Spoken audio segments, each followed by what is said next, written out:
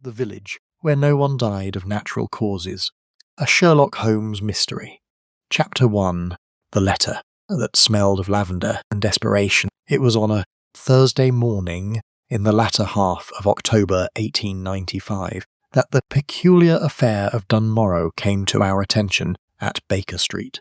The fog had settled early over London that autumn, pressing itself against the windows of our sitting room like a curious audience, and I had spent the better part of the morning reading an account of a railway accident in the Times, while Holmes occupied himself with a chemical experiment that produced such noxious purple fumes I had twice been compelled to open the window, admitting both fresh air and the distant clatter of Marylebone Road. Holmes himself showed no discomfort. He stood hunched over his chemical apparatus in his dressing gown, a half-smoked pipe clamped between his teeth, his grey eyes fixed upon a test tube, with the rapt intensity of a man beholding a cathedral. He had not spoken in 40 minutes, which I had long since learned to interpret as a favourable sign. It meant he was engaged, and an engaged Holmes was a Holmes who did not require the distraction of another impossible problem from Scotland Yard, or worse, the theatrical arrival of some wretched client at an inconvenient hour. Fate, however, has never been considerate of our domestic arrangements. "There is a letter," said Mrs. Hudson from the doorway, holding a silver tray upon which rested an envelope of deep cream-coloured paper sealed with a wax impression I could not make out from across the room. "Arrived by special messenger not 5 minutes past. Young man in a great hurry. Said it was urgent." "Young men in a hurry nearly always say things are urgent," Holmes replied, without turning from his apparatus. "Place it on the mantelpiece, Mrs. Hudson.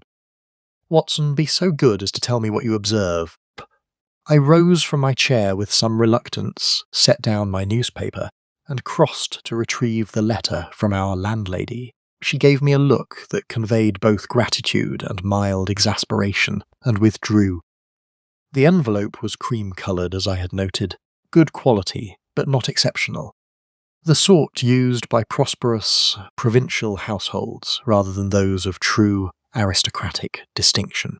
It had been closed with burgundy wax, bearing the impression of a small bird, which I thought might be a swallow, though the seal had been somewhat carelessly applied, and the impression was blurred at its edges. The address was written in a firm, educated hand, but there was a slight tremor to the final strokes of certain letters, the capital W in Watson, for instance, tail of the S in Street, that struck me as noteworthy.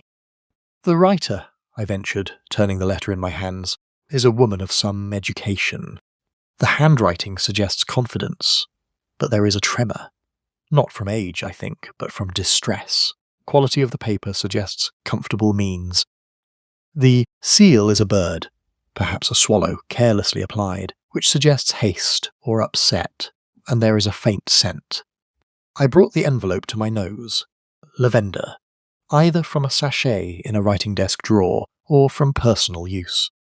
Holmes at last turned from his apparatus, and I saw something flicker in those pale eyes. The particular species of animation that only an interesting problem could produce.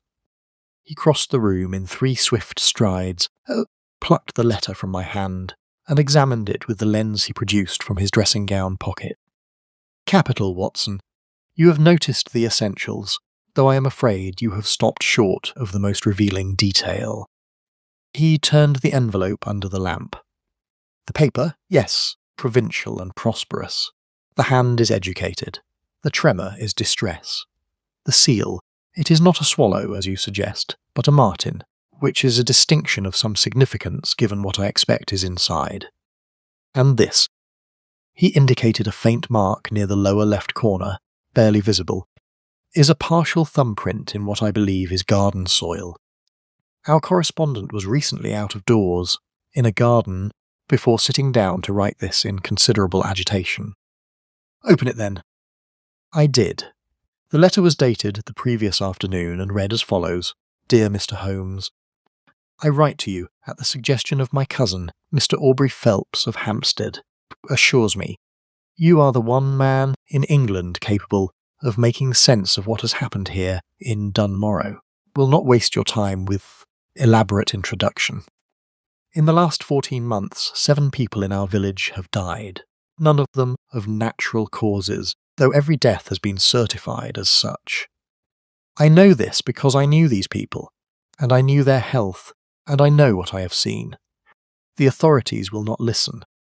The local physician says I am imagining things. The police sergeant in the nearest town tells me that country folk die, and that is the nature of country life.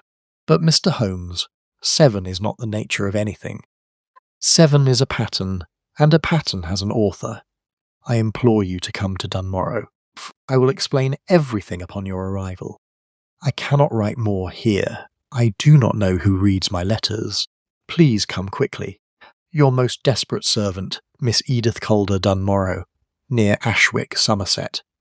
I looked up from the page. Holmes had already reclaimed his pipe, and was pacing the hearthrug with that long, loping stride I knew so well, a sure sign that his mind had seized upon something, and was turning it like a jeweller, examining a stone under light. 7 deaths, I said. All certified natural, all, she believes, otherwise. She is afraid someone intercepts her correspondence, and she mentions she cannot say more here. She says she does not know who reads her letters, Holmes corrected, pausing before the window and staring into the fog, which is itself a remarkable statement.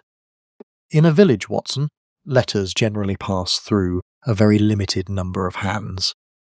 She has reason to suspect a specific person or persons, and she does not wish to name them in writing. The fear is not abstract, it is particular and local. Do you take the case? He turned from the window and looked at me with what I can only describe as the expression of a man who has just remembered that he is, all other things, alive when he has something to solve. Pack for 3 days, Watson, he said. We leave on the morning train. Bring your service revolver. A village where no one dies of natural causes is either the healthiest place in England or the most dangerous, and I do not believe we shall find it the former. Chapter 2. Dunmorrow under autumn light. The journey from Paddington to Ashwick took the better part, 4 hours, requiring a change of trains at Bristol, and it was approaching 2 o'clock in the afternoon when our hired trap, arranged by telegraph the previous evening, conveyed us along a lane of chestnut trees whose leaves had turned the colour of old sovereigns and fallen in drifts across the road. Holmes sat opposite me in the trap, his long legs folded awkwardly, a map spread across his knees, but he was not reading it. He was watching the landscape with those eyes that catalogued everything, and forgot nothing twice. I observed him withdraw a small notebook and scribble something without explanation. Dunmorrow presented itself to us first as a church tower of grey Somerset stone visible above a rise of elm trees, then as a cluster of rooftops, then, as the trap crested the rise, as the whole of itself, a village of perhaps 40 or 50 cottages arranged along 2 converging lanes, with a market square at their junction, containing a well, a mounting block, and a chestnut tree of ancient and impressive girth. There was an inn called the Martlet, its sign bearing the image of the very bird whose impressions had sealed Miss Calder's letter. There was a smithy, currently unoccupied and cold. There was a general shop with a painted window, and there were people going about their business, with the deliberate unhurriedness of rural life. Several paused in their activities to observe our arrival with an interest that was not entirely curiosity. Strangers are noticed here, Holmes murmured as the trap drew to a halt before the Martlet, and watched. Do you see the woman in the blue shawl near the well? She has been tracking our progress since we turned off the Ashwick road. She will know Miss Calder, and she will reach her before we do. Word of our arrival. I had not noticed the woman, but when I looked she was there, stout, grey-haired, with a basket over her arm, that she had ceased to carry with any genuine purpose, her eyes fixed upon us with undisguised attention. When our own gaze met hers, she did not flinch, but turned with unhurried deliberateness and walked away. Perhaps we should have been more discreet about our arrival, I said. On the contrary, there is nothing more conspicuous in a village than a man trying to be inconspicuous. Our arrival as ordinary visitors, gentlemen, and his companion seeking country air, is already the story in circulation.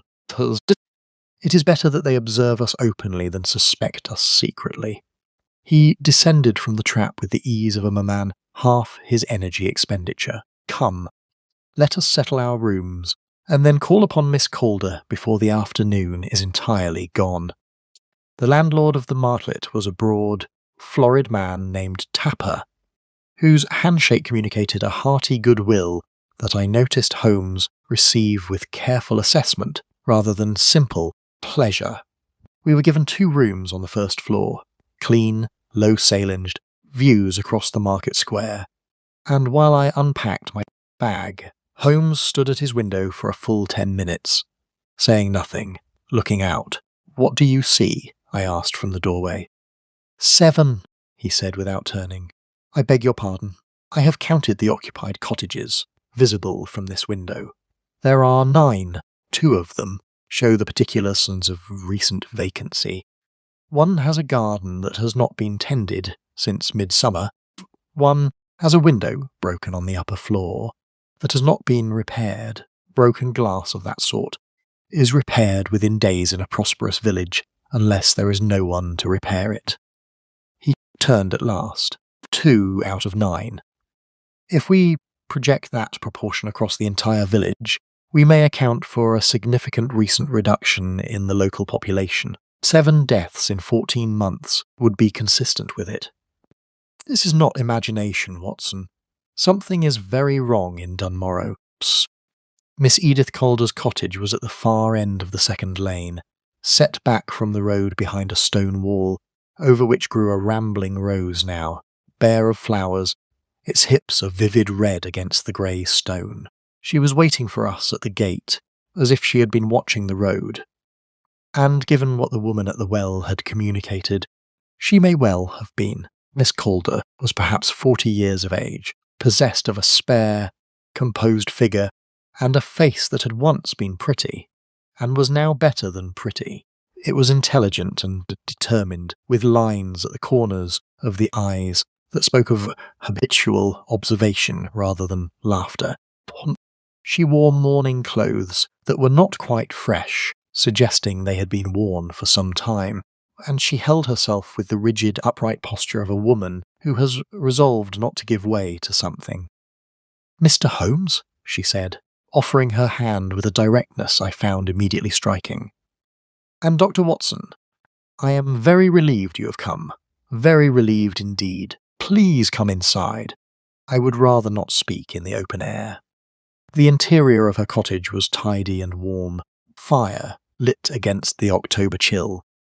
Books occupied every available surface.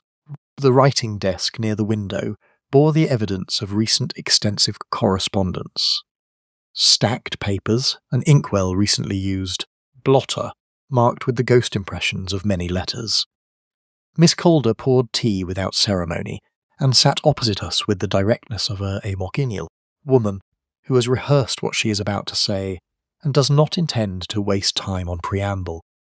"I will tell you everything," she said, beginning with Mrs. Eleanor Hartmore, 14 months ago, and ending with Mr. Geoffrey Salis, 3 weeks past. "And then I will tell you what I believe, and then you may tell me whether I am mad." "Please proceed, Miss Calder," said Holmes, who had already withdrawn his notebook, and sat with a complete stillness that, in him, was the outward sign of absolute inward attention. "I have never found you mad, and I have not yet met you 10 minutes." For the first time, something that was nearly a smile crossed her face. "That is reassuring, Mr. Holmes, more reassuring than you know. Chapter 3, 7 names, 7 graves. Miss Calder's account of the 7 deaths took the better part of an hour, and I confess that as she spoke, the methodical clarity of a woman who had rehearsed these facts until they were carved into her memory, I felt the particular unease that attends the gradual recognition that what seems a collection of individual misfortunes may in fact be a single, deliberate design. The first was Eleanor Hartmore, aged 63, widow of the former schoolmaster. She had died in the night of what was attributed to heart failure. She had no history of cardiac disease. She had been, by Miss Calder's account, robust and active, walking 3 miles each morning without difficulty.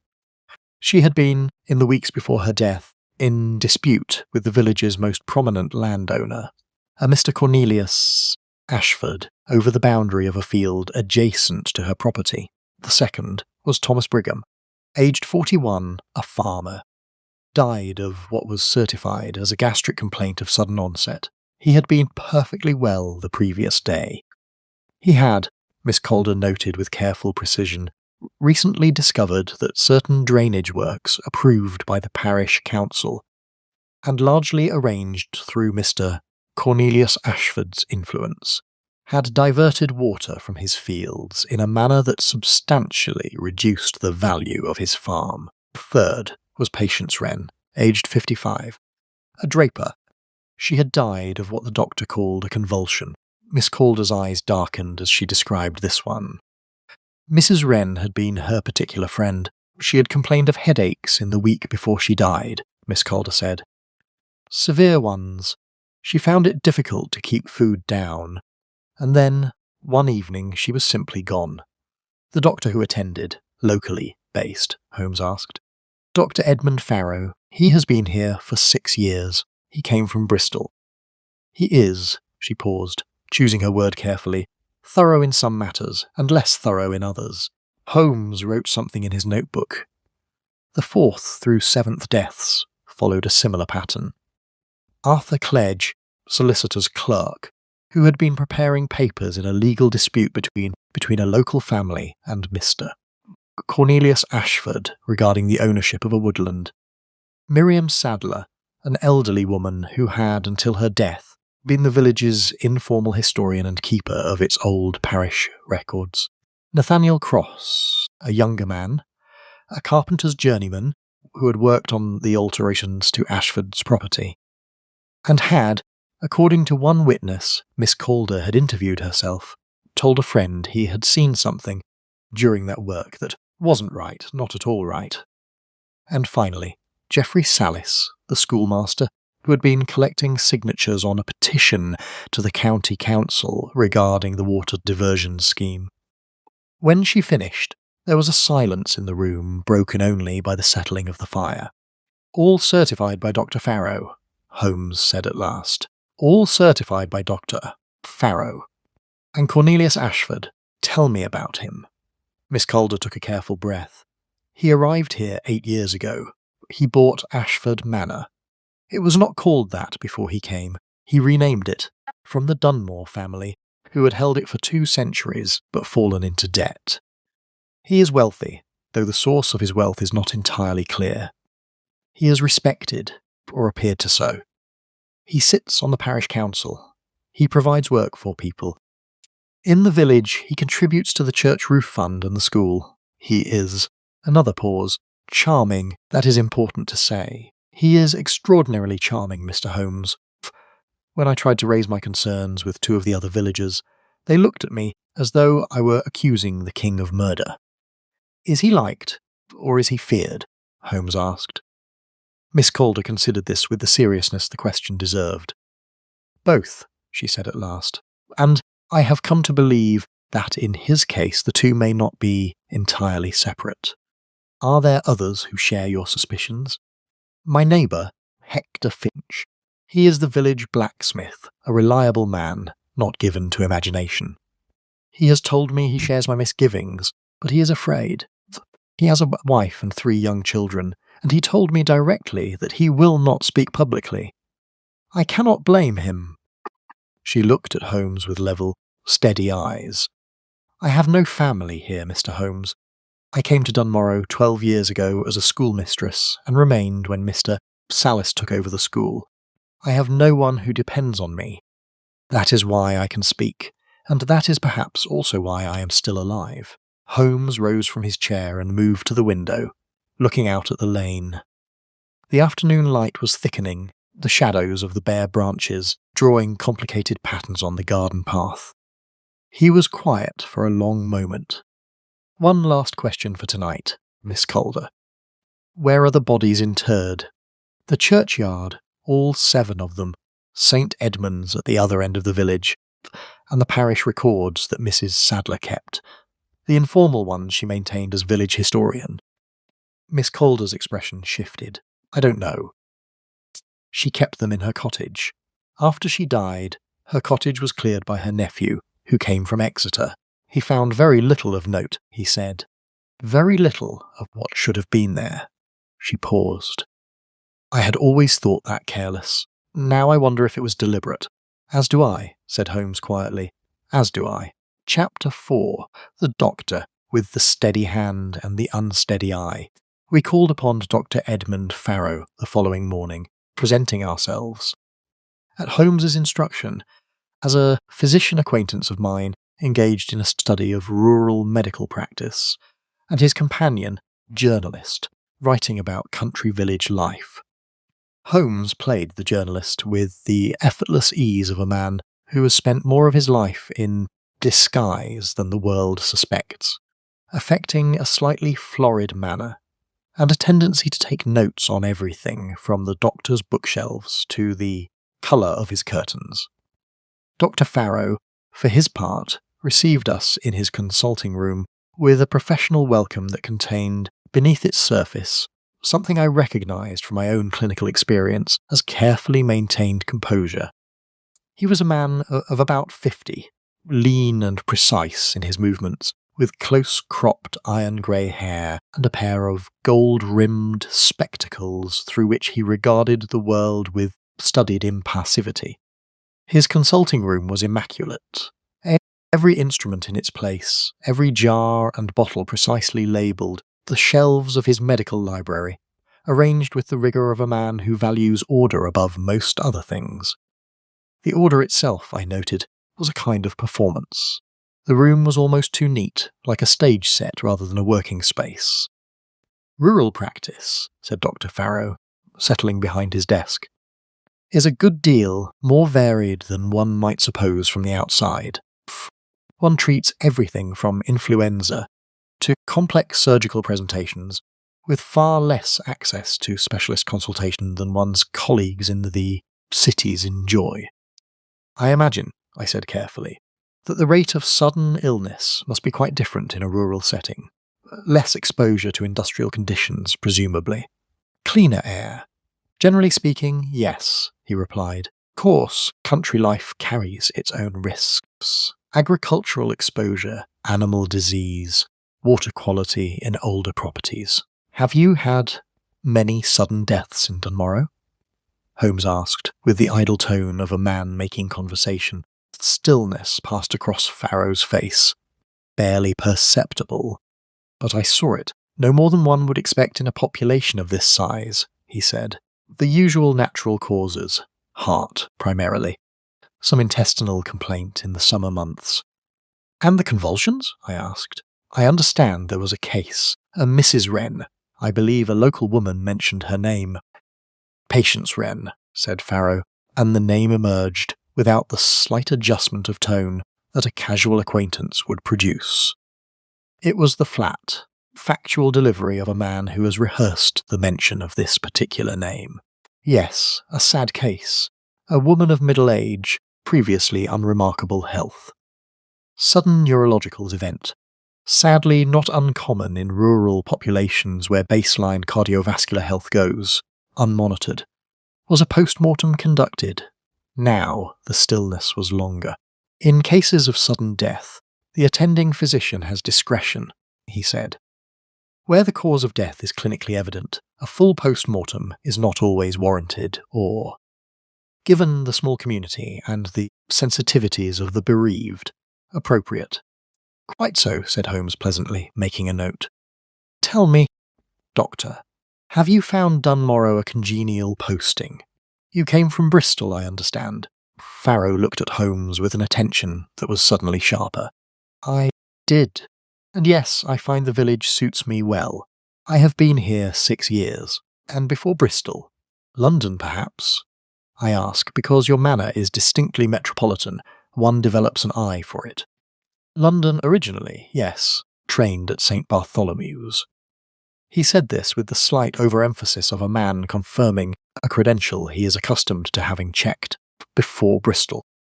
Splendid institution, Holmes said. And Mr. Ashford, the landowner. I'm told he's quite the notable figure locally. You must know him well. He is a patient of mine, among others. The answer was perfectly correct and perfectly revealing. Not a friend, not a generous man, not a pillar of the village, all of which Holmes's conversational prompt had invited. Just a patient, among others. I see, said Holmes. Well, we shall not take more of your morning. Thank you for your time, Doctor. On the lane outside, I turned to Holmes. He knows something. He knows a great deal, Holmes replied, his voice entirely altered from the journalist's drawl he had used in the consulting room. It was brisk and precise now, as if he had shed a costume. But what is most interesting is not what he knows. It is what he has been paid to not know. There is a difference, Watson, between a man who lies from conviction and a man who lies from obligation. Farrow is the second kind. He is uncomfortable with the lies, and that discomfort is information. You think he was paid to certify those deaths incorrectly? I think he was placed in a position where certifying them incorrectly was made more attractive, financially or otherwise, than certifying them correctly. I also think he knows the nature of his position, and that knowledge is making him very unhappy.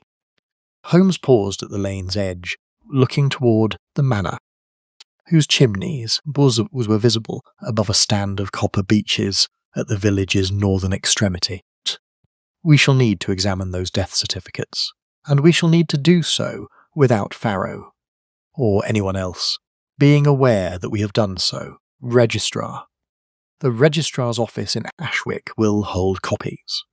I shall telegraph Lestrade this afternoon. There is a way to obtain access to parish records that does not require the cooperation of the local physician or the local magistrate. He smiled, and it was the particular sharp smile of a chess player, who has moved a piece no one else has yet noticed. And tomorrow, I think we should accept the invitation I intend to arrange for us to visit Ashford Manor. Jules. It is time to take the measure of Mr. Cornelius Ashford. Chapter 5. The charming lord of a quiet estate Holmes's ability to arrange social encounters that appear entirely natural, while being in fact entirely calculated, was, I had long since concluded, one of his more remarkable talents. By the following morning, through a mechanism I did not fully understand but which involved a note delivered to the Martlet while we were at breakfast, a conversation between Holmes and the landlord Tapper that seemed casual, but was in fact expertly directed, and a chance encounter near the market well with one Mr. Bertram Ashford, the landowner's younger brother, who was visiting for a few days, and who turned out to be an avid amateur geologist, and therefore easily engaged by Holmes, who knew rather more about geology than most professors. We found ourselves invited to afternoon tea at Ashford Manor. The manor was a substantial Jacobean house, set within generous grounds that had been recently and expensively improved. The drive was freshly gravelled, the lawns immaculate, the kitchen gardens enclosed by new brick walls. It was the property of a man who had spent considerable money in a short period of time establishing the visual grammar of deep-rooted country gentry, the effect. To an eye trained, as Holmes's was, to observe the difference between things that had grown naturally and things that had been arranged was somewhat too deliberate. The wisteria on the south wall was 6 years old at most. Folly in the garden was genuinely old, but had been transported from elsewhere. You could see where the stoned base did not match the local stone. Cornelius Ashford met us in the drawing room, and I confess that my first sight of him unsettled me in a way I found difficult to precisely identify. He was a tall man, perhaps 55, with silver hair worn slightly long for convention and a face of exceptional finish. Not handsome in an obvious sense, but composed with such precision that it produced an impression of handsomeness. The brow high and clear, the jaw defined, as we saw, a pale hazel that caught light in a way that made them appear perpetually interested in whoever they were fixed upon. When he shook my hand, the grip was firm and warm, and perfectly calibrated to communicate trustworthiness without aggression. When he smiled, his whole face participated in the expression in a way that made one feel briefly, irrationally, that one had known him for years. "Dr. Watson," he said, "and Mr. Holmes, your companion, I understand, is rather a student of country life. Bertram tells me you have views on the limestone formations near Ashwick. I confess geology is a closed book to me, but I am always glad to meet a man with enthusiasms." He gestured to the chairs arranged near the fire. "Sit, please. I have told Mrs. Christ to bring us the good Assam." Holmes played the role of the visiting intellectual with remarkable self-containment, directing the conversation through a careful progression that took us from geology to the estate's history, to the village's economy, to the question of drainage and land management, a subject that Ashford engaged with the fluency of a man who had thought about it considerably. He spoke about the drainage scheme with the calm certainty of a man whose decisions had been thoroughly vindicated, referencing productivity improvements and flood prevention, and the long-term benefit of the community, with a smoothness that would have been entirely persuasive to anyone who did not know that the men who had objected to those very improvements were now buried in the churchyard at the other end of the lane. "There has been some illness in the village, I understand," Holmes remarked during a pause over the second cup of tea. "One hears things at the inn." Ashford's expression altered with the subtlety of a cloud's shadow, crossing a field. The warmth did not disappear, but it relocated, briefly, to somewhere slightly further away. "There has been some loss, yes. Country communities are not immune to mortality, of course." He shook his head with what appeared to be genuine sorrow. "Old Mrs. Hartmore I shall particularly miss. She was a fine woman, and knew more about this village's history than anyone. A sad business." He reached for his cup with an unhurried steadiness. "One does what one can for the bereaved, but ultimately these things are in God's hands." "Of course," said Holmes. "The local physician, Farrow, seems a capable man." "Edmund is excellent," said Ashford without hesitation. "I was fortunate that he was available when the previous man retired. Rural posts are hard to fill with good men. I was glad to secure him." I watched Holmes absorb this. I was glad to secure him, with no visible reaction. I absorbed it myself with a sudden cold clarity. Ashford had arranged Farrow's appointment. The remainder of the visit passed in further careful conversation, during which Holmes extracted from Bertram Ashford, almost without the young man noticing, brief but illuminating history of his brother's career before acquiring the manor. Something in finance, London-based, a period abroad, some involvement in the import trade.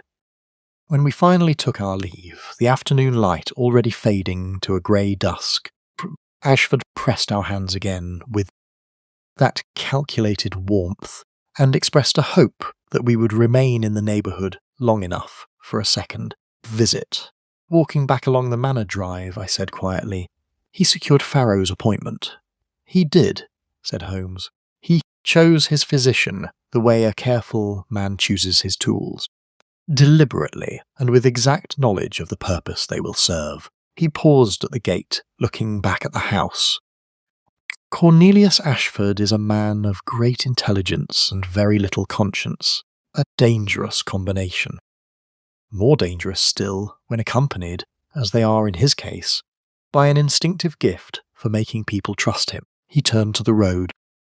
"We are going to need to be very careful, Watson. Men like Ashford do not simply ignore interference, they eliminate it." Chapter 6. What the parish records did not say.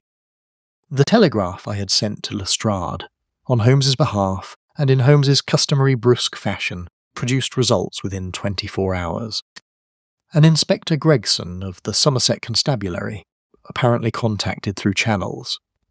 Holmes did not fully explain to me, arrived at the Martlet on the morning of our third day, and placed himself at Holmes's disposal with the resigned good humour of a man who has been told through official channels he cannot ignore that this is in everyone's best interests.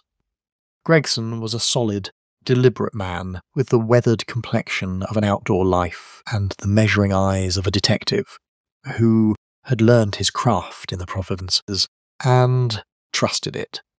"The death certificates," Holmes said, seated across from Gregson at the corner table of the Martlet's private room. I need you to have copies obtained from the registrar's office in Ashwick and delivered here. This is essential, without any communication of that request reaching Dr. Farrow or Mr. Cornelius Ashford." "I can manage that," said Gregson. "Ashwick is my patch. I know the registrar's clerk. What am I looking for?" "You are looking for consistency," Holmes said, "and for the particular kind of consistency that is too consistent. That is, pattern in the stated causes of death. That suggests not the natural range of rural mortality, but a carefully limited repertoire." Gregson looked at him steadily. "You're saying someone told the doctor what to write?" "I am saying someone created conditions in which the doctor understood what it would be advantageous to write. Whether those instructions were explicit or implicit is one of the things I hope to determine." Holmes leaned forward. "I also need the water analysis records for this village, whatever the parish council holds, and any documentation related to the drainage scheme approved 3 years ago. Those records, specifically, I suspect, are the centre of everything." Gregson departed, and the certificates arrived by messenger that afternoon. Holmes spread them across the table in our private room, and I stood beside him, as he examined each in sequence with his lens, making occasional small sounds that I had learned to interpret as the verbal punctuation of a mind in rapid motion. A soft so, meaning confirmation, a meaning something unexpected, and once, over the fourth certificate, complete silence of nearly a minute that meant something significant had been found. "All in the same hand," I observed, looking at the row of documents. "All Farrow's, yes, but look at the language." Holmes laid 3 of them side by side. "Cardiac arrest of natural origin. Cardiac arrest of natural origin. Cardiac arrest of natural origin. 3 separate patients, 3 separate ages, different physical profiles. Thomas Brigham was 41 and a farmer. Eleanor Hartmore was 63 and had walked 3 miles daily. The same phrase. Not a variation, identical phrasing. A form, stamp of some kind. Not a stamp, look at the ink pressure, the angle of the C's. Same hand, same pen, probably the same sitting." He set those 3 aside. "These 4 are distributed across time. 2 in the same week, 2 separated by months, and show slightly different phrasing, as though Farrow was conscious that identical language was a risk. Cause of death in all 4 is vague to the point of meaninglessness. Sudden systemic failure. Acute neurological event. These are not diagnoses. They are the language of a man writing something official enough to close an inquiry without saying anything specific enough to permit challenge." I studied the certificates with growing unease. A physician signs a death certificate based on his clinical assessment. There was no post-mortem. Then there is no objective record of what killed these people. Holmes finished. Which is precisely why no post-mortem was conducted. Farrow attended, Farrow assessed, Farrow certified. because Farrow is a licensed medical practitioner in good standing, and because the death has occurred in a small rural community where sudden death from unspecified causes is not remarkable. No one thought to question it. The system relies on the honesty of the attending physician. When that honesty is compromised, the system breaks entirely, I said. It is quite brilliant in a terrible way. It is more than brilliant. It is layered. Holmes sat back, turning the certificates in his fingers. For it to work, you need the attending physician. You need the absence of persons likely to demand a post-mortem. No close family, or family, who have been persuaded that an inquest would be distressing. You need the deaths to be plausibly natural, and you need the victims to be people whose removal causes no widespread grief or official attention. The elderly, the socially marginal, the people whose deaths are sad but not surprising. He paused. In other words, Watson, this was not random. Each victim was selected, and the selection was made by someone with precise knowledge of the village's social and relational structure, someone who had lived here long enough, or learned quickly enough, to know exactly who could be removed without triggering investigation. Ashford is the centre of it. But I need to understand the mechanism, what killed them, how, Prast, and whether there is anything in the physical evidence that can be recovered. He rose. We are going to need Miss Calder's assistance. We are going to need to visit the churchyard. Chapter 7, A Conversation with the Dead. The question of what had actually killed 7 people, all certified as having died of natural causes, was one that could not be answered by documentary examination alone. Holmes proposed, Gregson arranged through the Somerset Constabulary's authority, a discreet inquiry that fell somewhat short of a full exhumation, but achieved its essential purpose. The body most recently interred, Geoffrey Salis, dead 3 weeks, was examined by a retired pathologist named Dr. Hubert Mance, brought from Bath by Gregson, with considerable discretion, under cover of darkness, and with the cooperation of the vicar of St. Edmund's, a young man named Reverend Cole, who had harboured quiet doubts of his own, and was glad, in a frightened and somewhat trembling way, to assist the authorities. I was present, along with Holmes, for this examination, conducted by lamplight in the vestry of St. Edmund's. While the October wind pressed itself against the old glass of the windows, and the village slept on all sides, it was not a pleasant procedure, and I will not describe it in clinical detail here. Suffice to say that Dr. Mance was methodical, experienced, thorough, and that his conclusions, delivered to Holmes and myself in a low, careful voice, while Reverend Cole sat in a pew outside, with his hands folded and his eyes closed, were illuminating. There is nothing here consistent with the certified cause of death, Dr. Mance said flatly. I see no evidence of the cardiac pathology that would accompany sudden heart failure. The tissue preservation at this interval is imperfect. Certain indicators are clear. He paused, removing his spectacles and cleaning them with the deliberateness of a man assembling his words. What I do see in the stomach and in the vascular tissues is consistent with chronic poisoning, not a single large dose. That would have been more obvious, and more dangerous to administer. Cumulative accumulation over time of a compound that produces symptoms resembling natural illness. Headaches, gastric distress, fatigue, and ultimately systemic failure. The specific compound I cannot determine without laboratory analysis, BOST, but the tissue presentation is consistent with several substances that are relatively accessible to a man with pharmaceutical knowledge. Could a general practitioner administer such a substance without detection? Holmes asked. With ease, said Mance without hesitation, particularly if he had access to his patients over a period of time and could regulate the dosage. A compound of this nature, in small amounts, could be introduced through medication. For an existing minor complaint, say, or through contaminated material presented as a remedy, through any number of vectors that would not arouse suspicion in a patient who trusted their physician.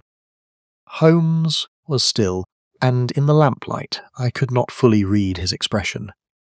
Could the same compound account for the other 6 deaths?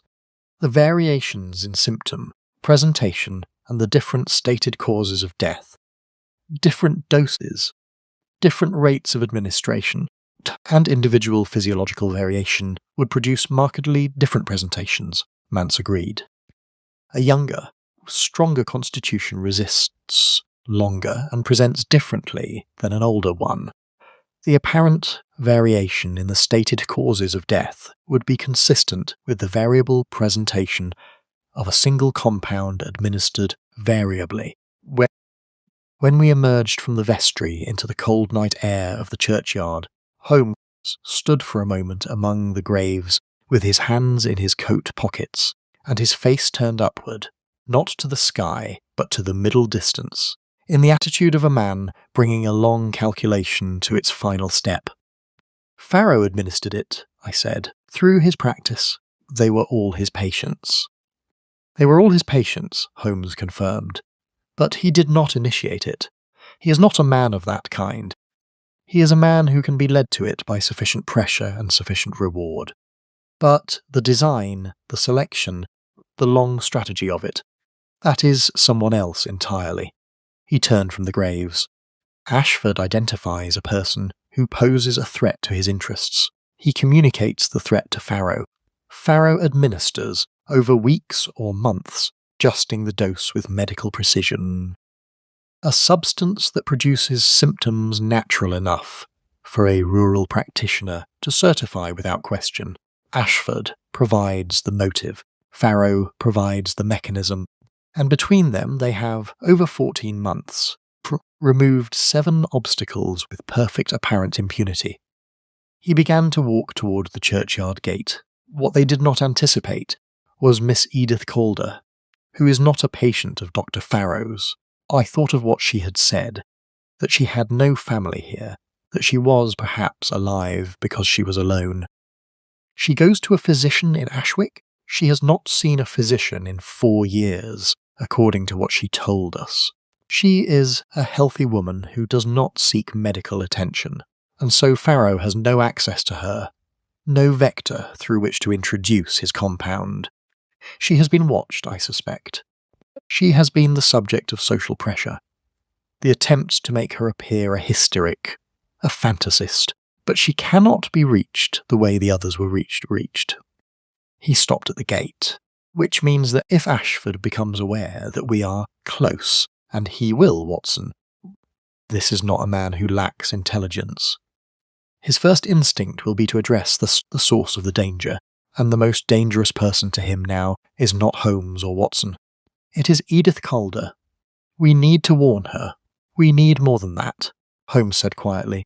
We need to set a trap, and for that I need one more day. Chapter 8. The thing that Nathaniel Cross had been the 6th victim.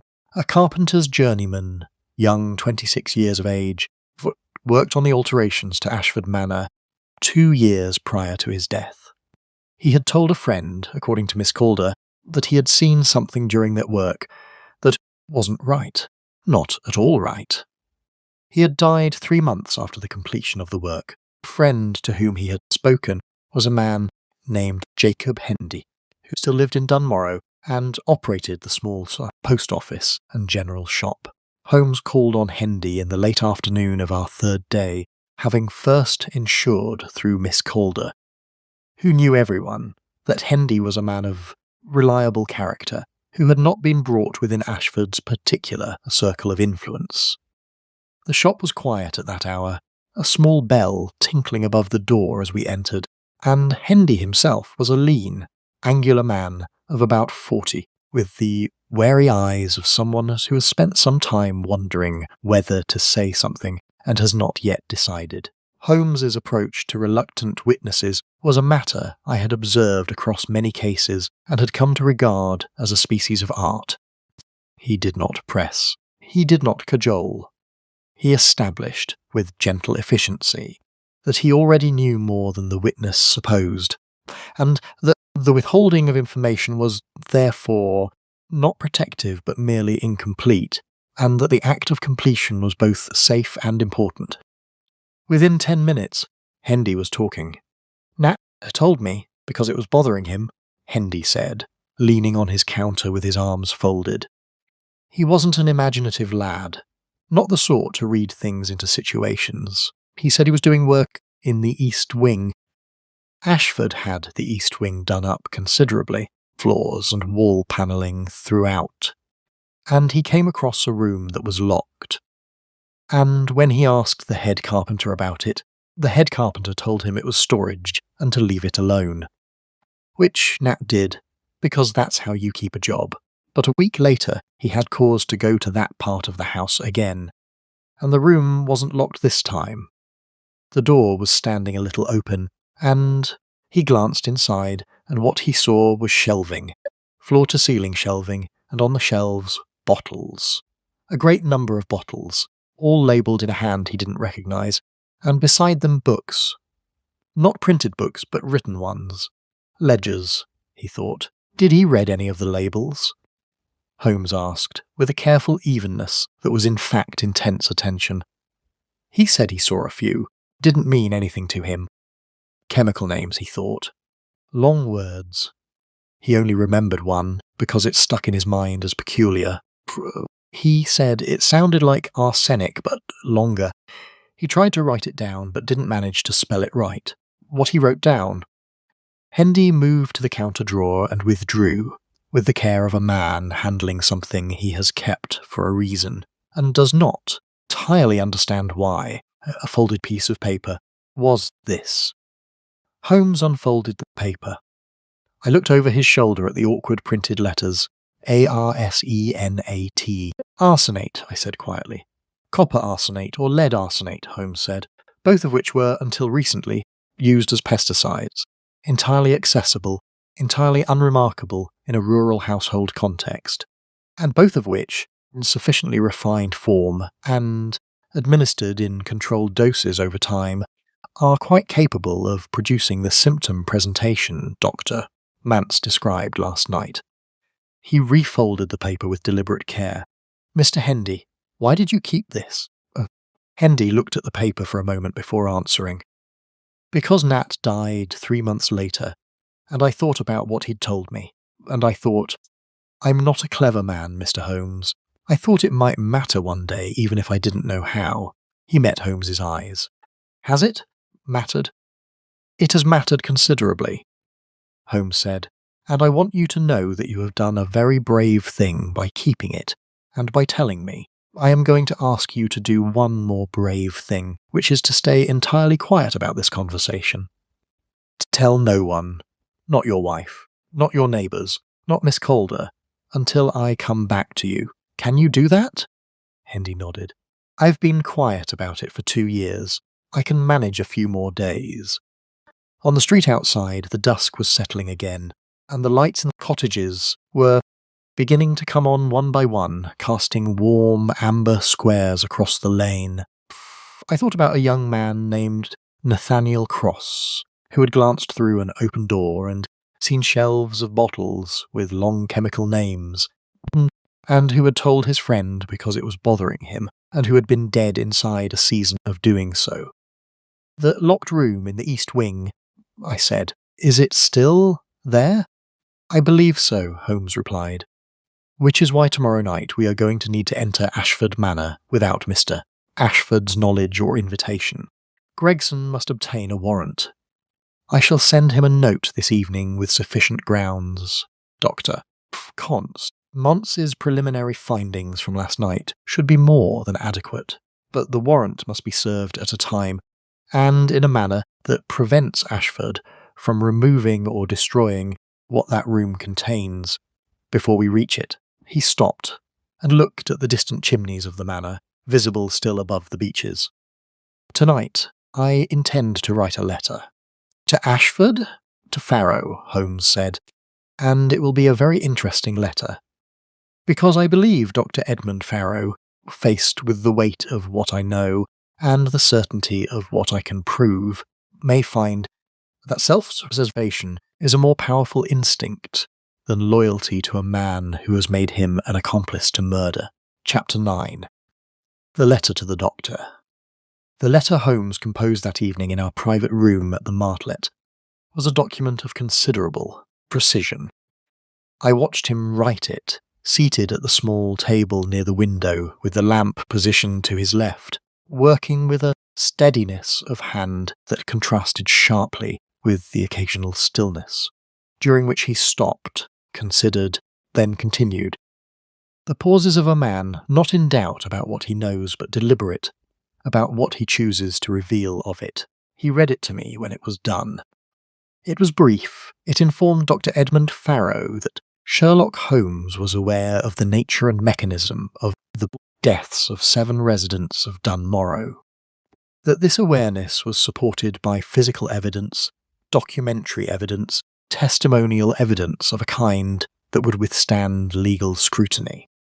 Inspector Gregson of the Somerset Constabulary had been placed in possession of a preliminary pathologist's report and was in the process of obtaining the necessary authority to proceed, and that Dr. Farrow had, by Holmes's calculation, approximately 18 hours in which to present himself voluntarily to Inspector Gregson with a full and frank account of the circumstances of each death, the instructions under which he had operated, the substances he had employed, and the identity of the person who had directed his actions, in return for which his own cooperation would be fully communicated to the prosecuting authorities with whatever mitigation might attend it. It does not guarantee him immunity, I observed. No, nothing can guarantee him that. He has participated in the murder of 7 people. But it offers him a meaningful distinction between the man who designed and directed these murders and the man who carried them out under pressure, under obligation, and with whatever distortions of judgment attend the situation of a man who has been placed, gradually and deliberately, in a position from which escape seems impossible. Holmes folded the letter and sealed it. The prosecution will proceed regardless. Farrow's evidence, given freely and fully, is the mechanism by which Ashford is convicted rather than merely suspected. And without Farrow, the evidence against Ashford, though suggestive, falls somewhat short of conclusive. Ashford is too careful for that. Do you think Farrow will respond? Holmes was quiet for a moment. I think Farrow has been living with this for 14 months, he said at last. I think the strain of what he has done, and I do not for a moment doubt that some portion of Dr. Edmund Farrow is still the physician he trained to be, and that portion is in considerable anguish, has made him a man looking, whatever private recess of himself remains, honest for a way out of it. The letter provides the door. Whether he has the courage to walk through it is not something I can determine in advance.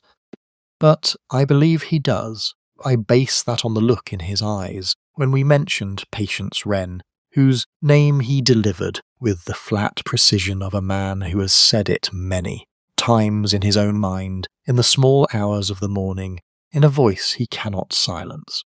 The letter was delivered at 7 the following morning by a boy from the inn who was given 6pence for the errand.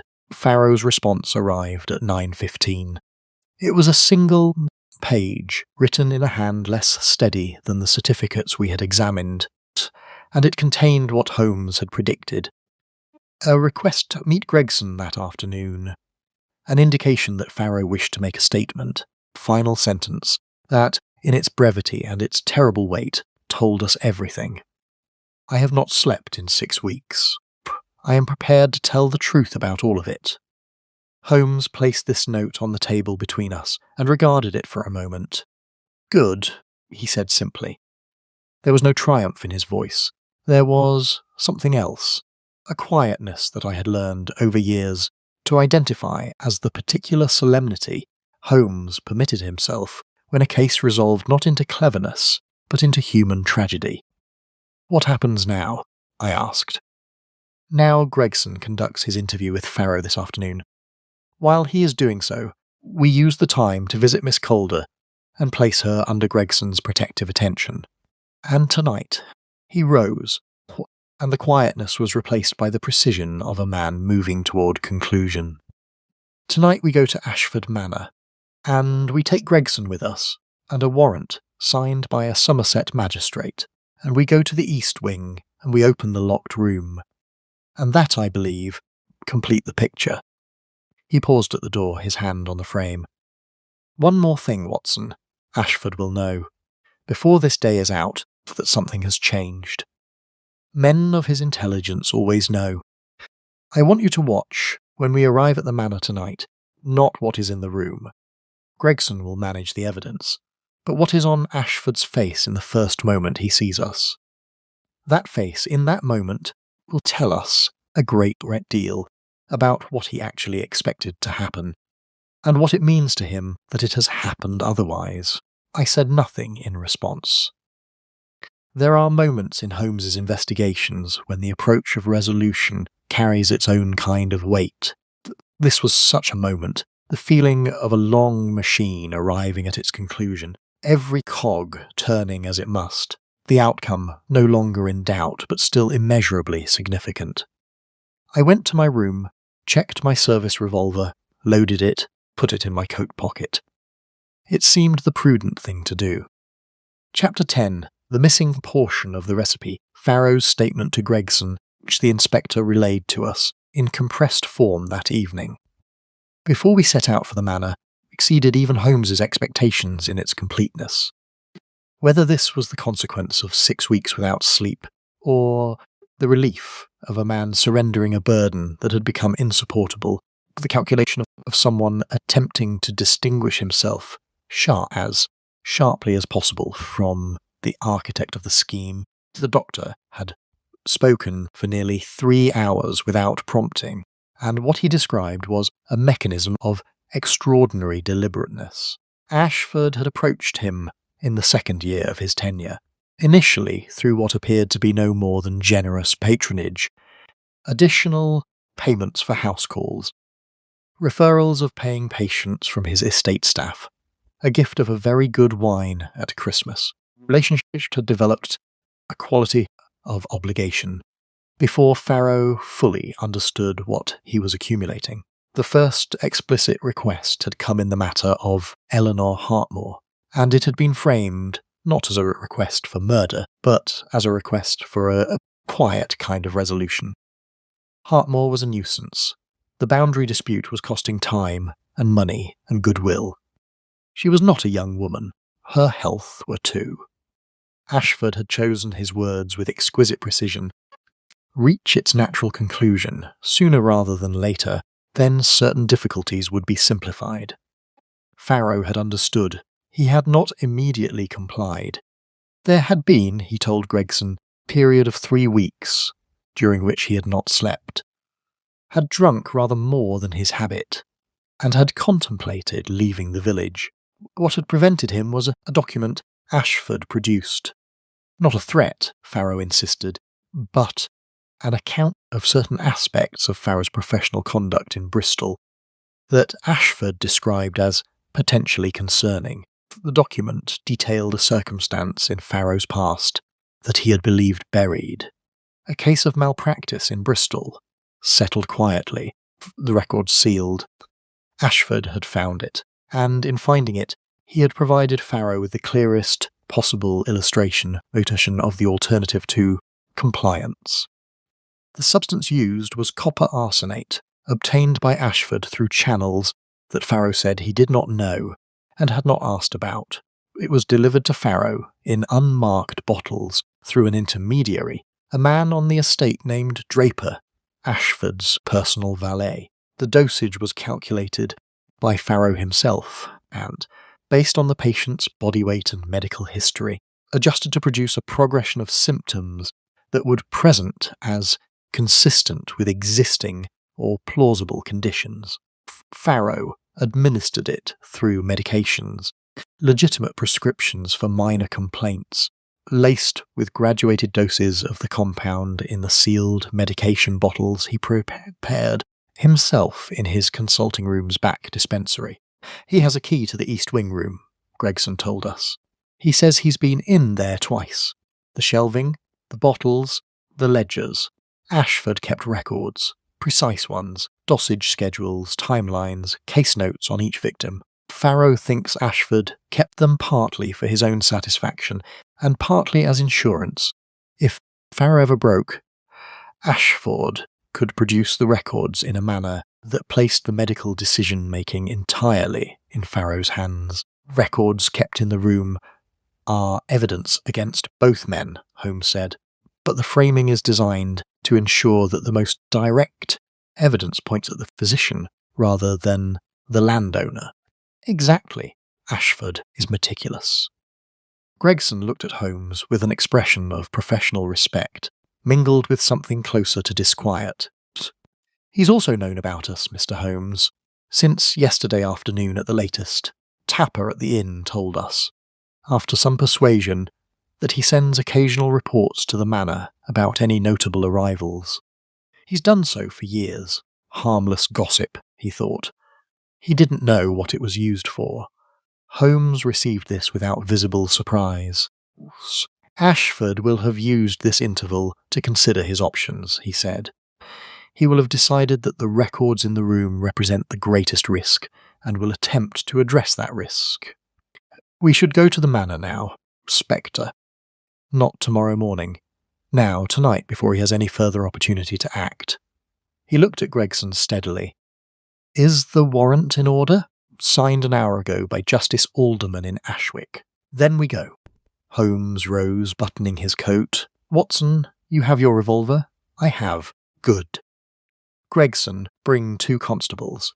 Ashford is an intelligent man, and intelligent men sometimes make very unfortunate decisions when cornered.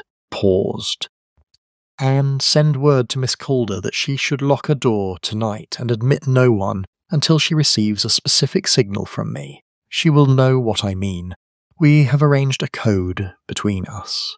Please ensure the message reaches her personally, not through any intermediary who might be known to Ashford. Gregson nodded and went to the door. Holmes stood for a moment in the middle of the room, surveying it with the detached thoroughness of a man leaving a place that has served its purpose. Then he picked up his hat and his cane. The thick one, I noticed, with the weighted head, and followed Gregson out into the cold October night. Chapter 11, The East Wing, and What It Held. The night was clear and cold, the stars obscured by high, thin cloud that gave the darkness a quality of diffuse, directionless light. Enough to see by without shadow, which Holmes noted as practically advantageous. We approached the manor from the rear approach road, Gregson and his 2 constables having met us at the edge of the grounds, and passed through the kitchen garden gate, which, I was informed by one of the constables who had reconnoitred the property that afternoon, was secured by a straightforward padlock that yielded without drama to the instrument Gregson produced.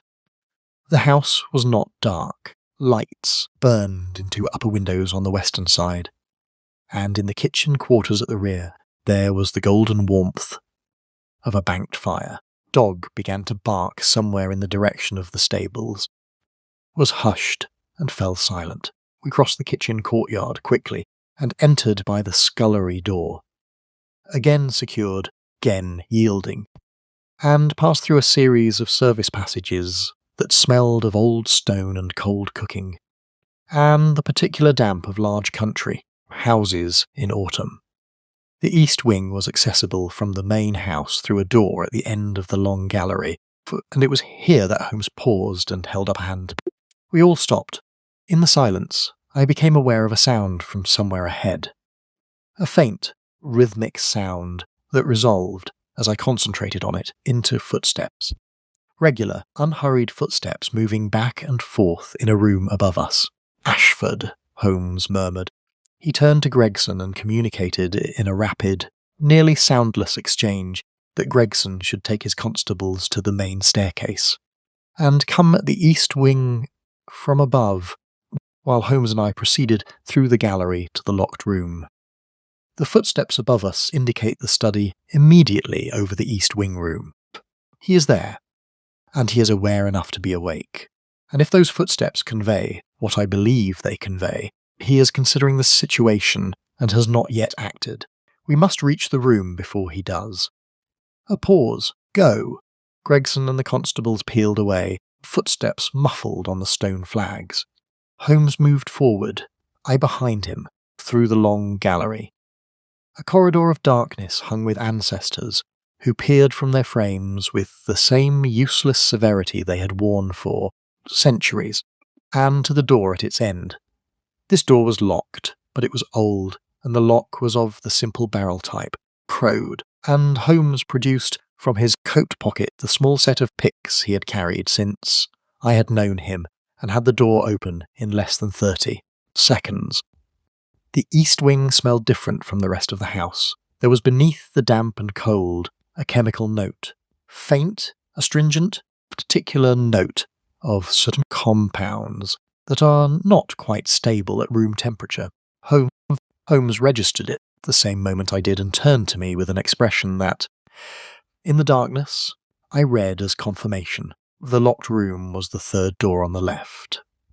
Not locked now. The door stood 2 inches ajar, and through the gap came a thin thread of lamplight. Holmes pushed the door open. The room was as Nathaniel Cross had described it 2 years before. Shelves from floor to ceiling on 3 walls, bearing bottles of various sizes, uniformly labelled, beside which were arranged, on lower shelving, a series of bound ledgers. But it was not empty. Standing at the far shelves, moving with rapid, concentrated efficiency, transferring bottles from the shelves to a leather bag that stood open on the central table, figure that turned as the door opened and stood still for a long moment in the lamplight. Cornelius Ashford looked at us with the expression of a man who has made a calculation and found it unexpectedly wrong. It was not. I need to record this because it was significant. An expression of guilt or fear. It was an expression of intellectual reassessment. The hazel eyes moved from Holmes to me, and then back to Holmes, with a rapid, dispassionate attention, like a chess player. Looking at a board from which an important piece has been unexpectedly removed. Warmth that had made him so persuasive in social circumstances was entirely absent. Without it, the face was formidable and cold and very still. "Mr. Holmes," he said, "you have been considerably quicker than I expected." "You had 18 hours' warning," Holmes replied pleasantly, stepping into the room. "And yet you are not gone. Why?" "Because leaving would be an admission," Ashford said. There was a kind of calm professional respect in his voice, addressing Holmes as one practitioner might address another. I had hoped to remove the ledgers and enough of the physical evidence to render the remaining material ambiguous. Farrow's statement. A slight pause, a fractional acknowledgement. "I see that calculation was optimistic. You knew about Farrow. I suspected when Tapper reported your movements and the arrival of a man from Bath. The pathologist was a logical step. I admire the efficiency, Mr. Holmes. The timing was elegant." He set down the bottle he was holding carefully on the table. "May I ask? The letter to Farrow, what did it say?" "The truth," said Holmes, "which he found more persuasive than your alternative." Ashford was quiet for a moment. "He was always the weakest point," he said. "I knew it. I chose him for his weakness, and it was in the end that weakness that resolved this. There is a kind of justice in that, I suppose." He looked at Holmes with those cold, assessing eyes. "I should like to know, purely for my own understanding, what was the detail that set you upon this path? Miss Calder's letter brought you here. What was the detail that convinced you it was not hysteria?" "The phrase cardiac arrest of natural origin," Holmes said, written identically across 3 separate certificates in the same hand. "No physician, Watson," he added, half turning to me, "is identical phrasing on 3 separate certifications if those certifications arise from genuine independent clinical assessment. Repetition of that kind is the mark not of medicine, but of administration. Ashford absorbed this. "Elegant," he said again. And then Gregson came through the upper door with his constables, and Cornelius Ashford, face resumed for just a moment the social warmth it had worn all his life in this village, turned to receive them with the composure of a man who has always known, somewhere beneath everything, that this day would come. Chapter 12. The Web Unwound. The following morning, with Ashford in custody at the Ashwick police station and Farrow in the care of Gregson's men, pending his formal statement, both of which processes would unfold over the following days with the careful machinery of Somerset jurisprudence, Holmes sat in Miss Calder's cottage, in the armchair nearest the fire, and explained the whole of it to her. She listened without interruption, her hands folded in her lap, her expression moving through a series of responses that I observed with the attention of a man who has seen many kinds of distress and many kinds of relief, and knows the difference. She was not surprised. Passed across her face as Holmes spoke was not the revelation that the guilty person had been identified.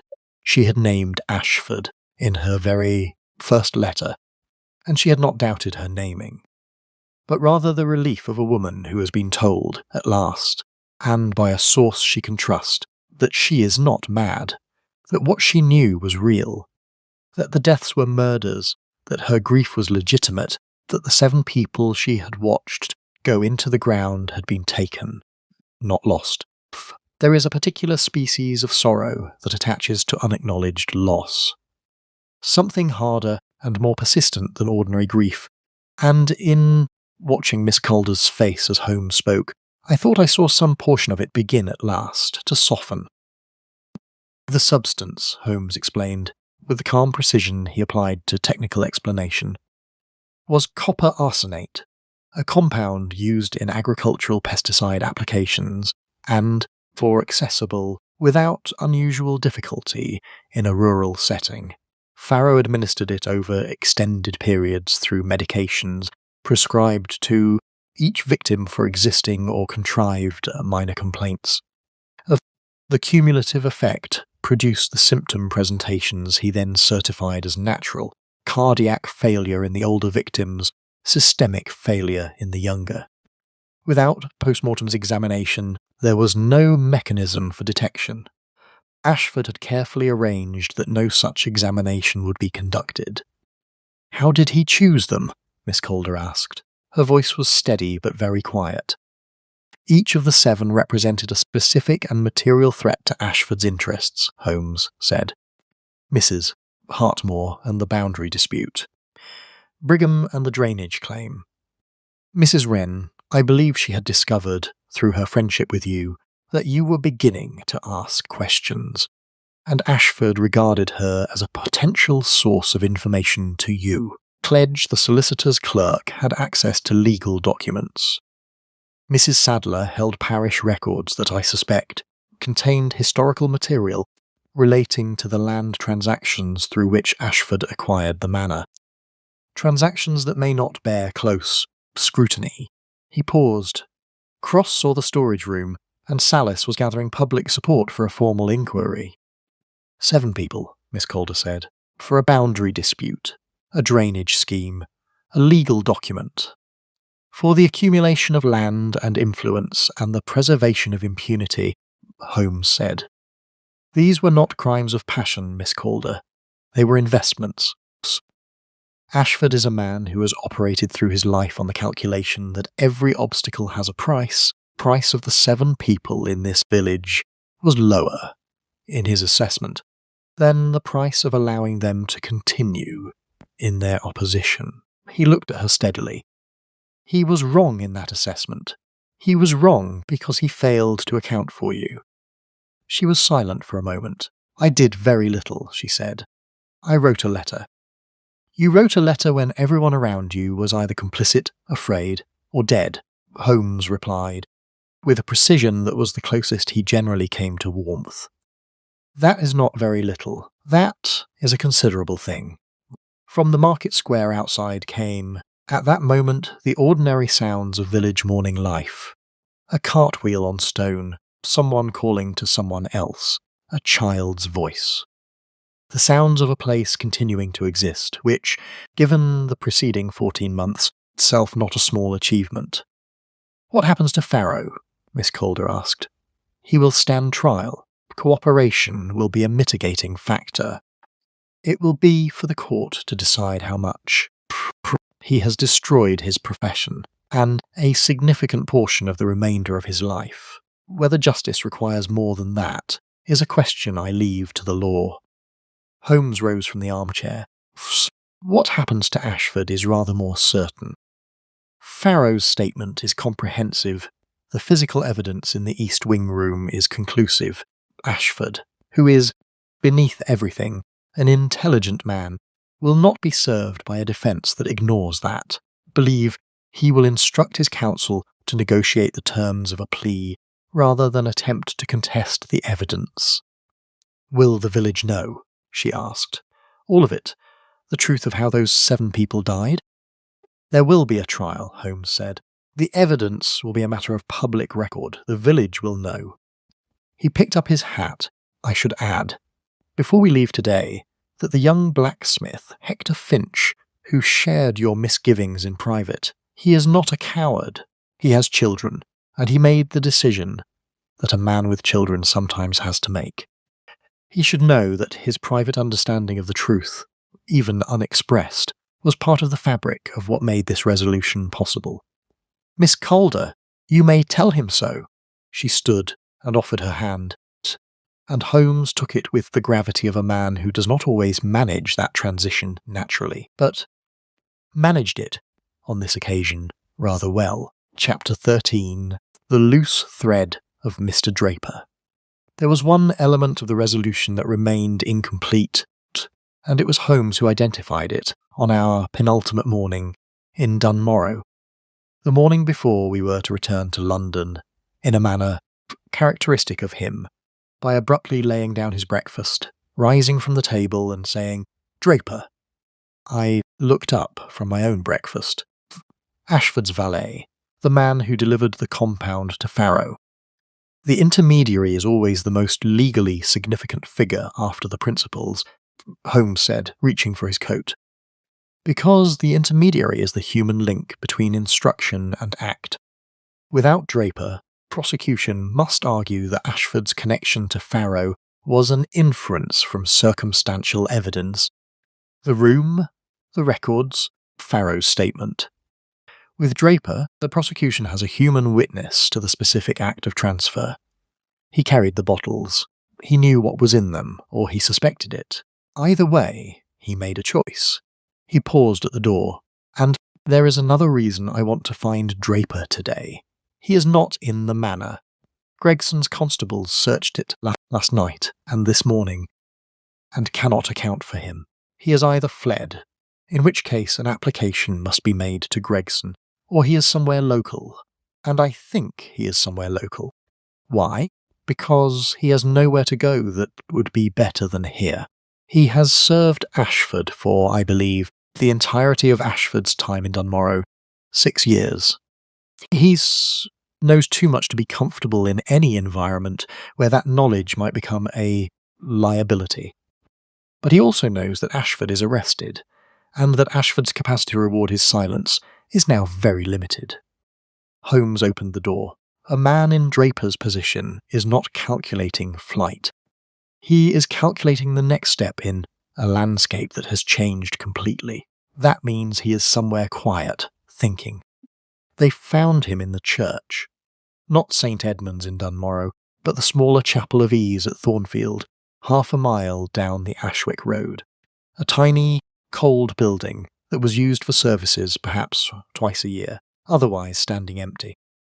Reverend Cole, who had been our ally in the churchyard examination, and who had mentioned the Thornfield Chapel in passing the previous day, suggested it when Holmes presented the problem to him over a brief conversation at the vicarage gate. A man wanting to think and not be found, Reverend Cole had said thoughtfully, goes somewhere that is both sheltered and empty. In October, in this valley, Thornfield Chapel is the obvious answer. Draper was a compact, grey-faced man of about 50, sitting in the third pew from the front, with his hands resting on his knees, and his eyes fixed on the altar cross, with the expression of a man who is not quite praying, and is not quite thinking, and has not quite decided what to do next. He looked up when Holmes and I entered, and his face underwent the rapid recalculation that Holmes had described the previous day, measuring us, measuring the situation, arriving at a conclusion. "You're the detective," Draper said. His voice was flat and northern. "Not Somerset, not London, Yorkshire," I thought. "I am," said Holmes, taking the pew behind him without ceremony. "And you are the man who delivered the bottles.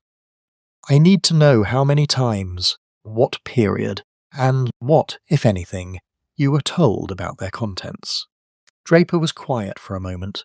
"I was told they were medicinal preparations. That the doctor prepared specialist compounds for certain patients, and found it convenient to have them delivered." He paused. "I believed it for about 6 months. Then I stopped believing it and kept delivering them anyway. Why? Because stopping would have required me to explain why I was stopping, and explaining that required me to say what I suspected, and saying what I suspected, he stopped. "Made you complicit?" Holmes said without inflection. "Made me the same as him," Draper said. "Felt that way." He looked at Holmes over his shoulder with tired, clear eyes. "How many of them?" 7. Draper closed his eyes briefly. "I suspected more than I let myself know," he said. "That is the worst of it. I knew there was something wrong with the first death. The old woman with the boundary dispute. I knew, and I continued, and there were 6 more, turned in the pew. Everything I can tell you about the deliveries, the dates, the quantities. Does that help?" "Helps the prosecution considerably," Holmes said. "And your own position will be assessed by the court in light of your cooperation, and in light of the degree of your knowledge." He regarded Draper steadily. "I will not make you promises I cannot keep. What I can tell you is that silence, at this point, serves no one, least of all yourself." They sat in the cold chapel for the better part of an hour, and Draper talked. Holmes wrote it all down in his small notebook, occasionally asking a precise clarifying question, and at the end of it he closed the notebook, thanked Draper with a brevity that contained neither warmth nor coldness, but something exact and sufficient, told him that Gregson's men would be outside the chapel within the hour, and that it would be in his best interests to be there when they arrived. Draper nodded. He turned back to the altar. "I used to think," he said, as if to the cross rather than to us, "that there's a difference between doing a thing and allowing a thing. I don't think that anymore." Holmes said nothing. We left him there, in the cold of the Thornfield Chapel, with his conclusion, which was the most accurate thing anyone in this whole affair had said. Chapter 14, Hector Finch and the Relieved Village. The afternoon before our departure was quieter than the preceding days, and I spent a portion of it walking through the village with the particular awareness that comes of having understood a place, having seen beneath the surface of its ordinary life to the mechanism of violence that had been operating within it, and having seen that mechanism dismantled. Dunmorrow looked the same as it had when we arrived, and yet it was recognisably different in the way that a room from which something dark has been removed is different, not by addition but by the clarification of what was always there beneath the shadow. I called on Miss Calder, Holmes had requested, with the message for Hector Finch. She walked with me to the smithy, where the blacksmith, a broad, dark man with the honest, direct manner of someone who has thought carefully and feels things deeply, listened to Holmes's message with a stillness that I found moving. When I finished, he said nothing for a moment, and then he said, "I've been ashamed." 2 years of being ashamed, knowing what I thought and saying nothing. He looked at his hands. Does that count as courage?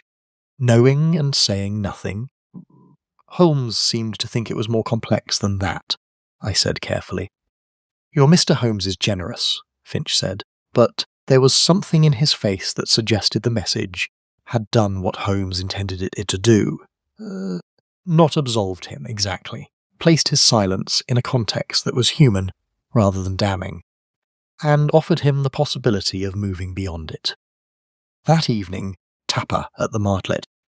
His own position, somewhat complicated by the revelation of his reports to the Manor, and his demeanour accordingly humble, laid on an unexpectedly fine dinner. Over it, Holmes sat across from me in unusual quietude, eating with an attention to food that suggested the particular relaxation that followed the resolution of a case that had required sustained application. He drank 2 glasses of a tolerable claret, and spoke very little about the case itself, which was characteristic of him at this stage. The thing was over, the mechanism was understood, and his mind had already moved on. I wonder, I said, how many such arrangements exist in how many villages? Holmes looked at me over his glass. There is no reason to suppose Ashford is unique in his method. He is unusual in his refinement and in the scale of his operation. But the essential machinery, a compromised local physician, a wealthy and charming local patron, the natural invisibility of rural mortality, is not unique.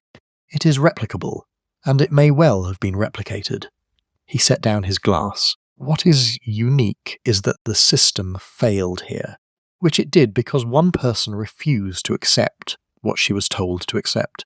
That is also replicable, of course, though rather rarer. There was a knock at the door of our room, and when I opened it, and Cole stood there with a look of surprised relief, and a basket containing a bottle of local cider, and a note from the members of the parish council who had not been in Ashford's pocket, which turned out to be most of them, once the circumstances were removed from the framing Ashford had provided. Host.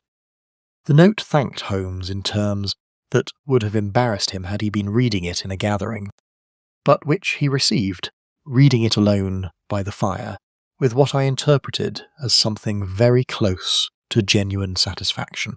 They shall have a great deal of work to do here, he said, setting the note aside. The council, the village, understanding what happened, accounting for it, rebuilding trust. The water dispute will need to be properly arbitrated. The land transactions may need legal review. Practical aftermath of what Ashford arranged goes rather deeper than the criminal matter. He stretched his long legs toward the fire.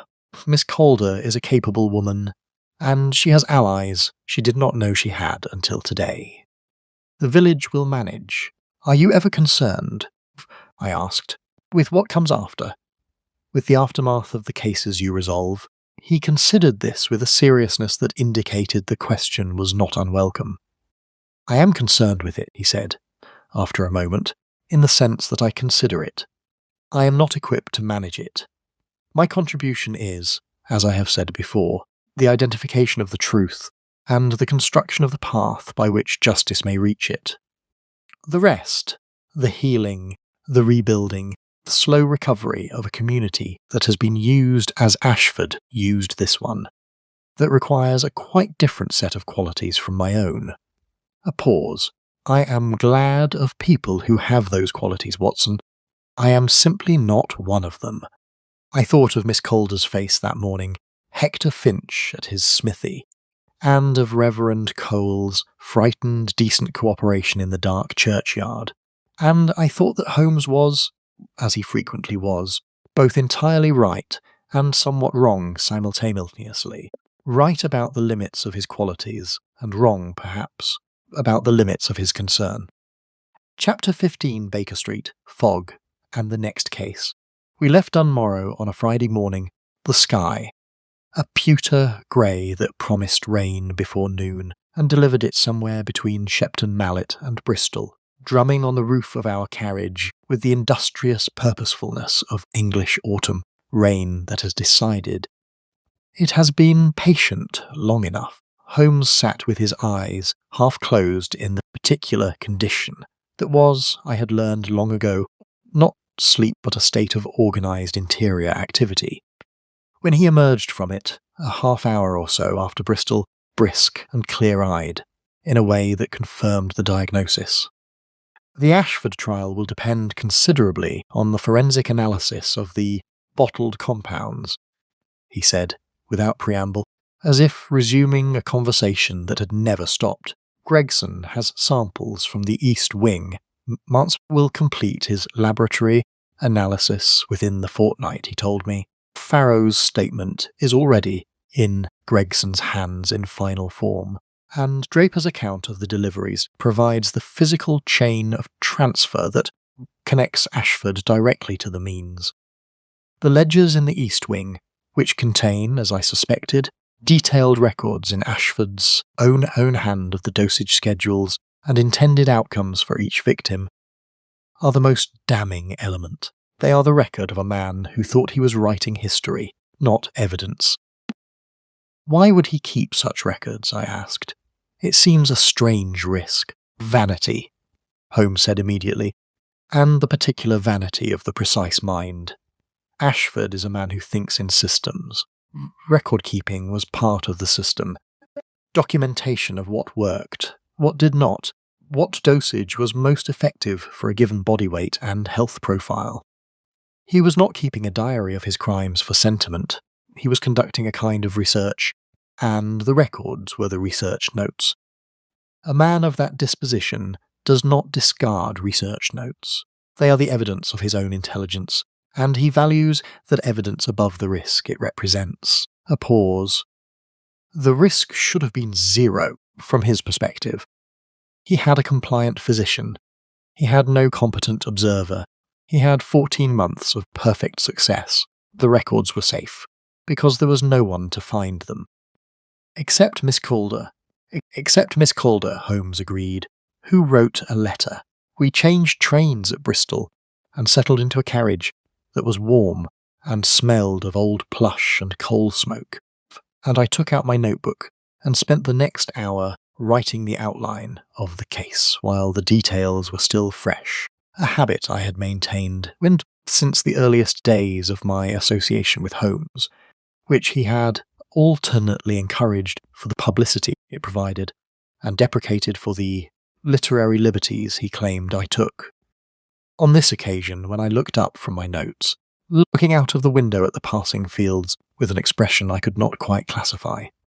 Not satisfaction, exactly. Satisfaction was present in it. Something more complicated. Something that might, in a less self-contained man, have approached melancholy. The 7 names, I said. He turned from the window. Yes, they will be remembered now, the truth of how they died. They will be remembered, he agreed, which is something. Not enough, but something. He turned back to the window. Hartmore, Brigham, Wren, Clegere, Sadler, Cross, Salis. They were obstacles in Ashford's calculus. They were, in fact, people with the ordinary rights of people, to live out their span, to argue their cause, to walk their fields and maintain their histories and collect their signatures. Those rights were removed from them for the sake of land and money, and the convenience of one man's ambition. He said this without heat, which somehow made it more affecting than heat would have.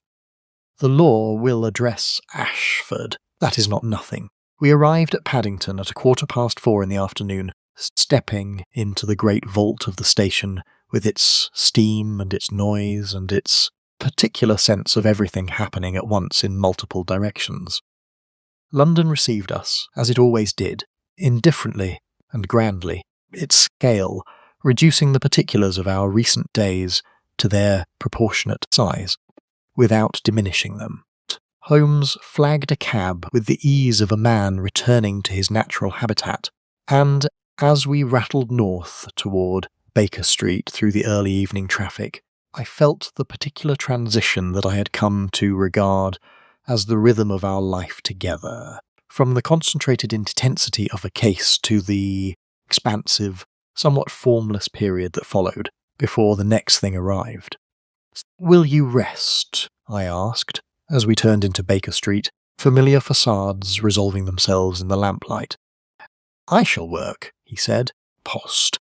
I have been meaning to complete a monograph on the distinguishing chemical signatures of industrial compounds in rural soil samples. The Dunmorrow case has provided several useful data points," he smiled.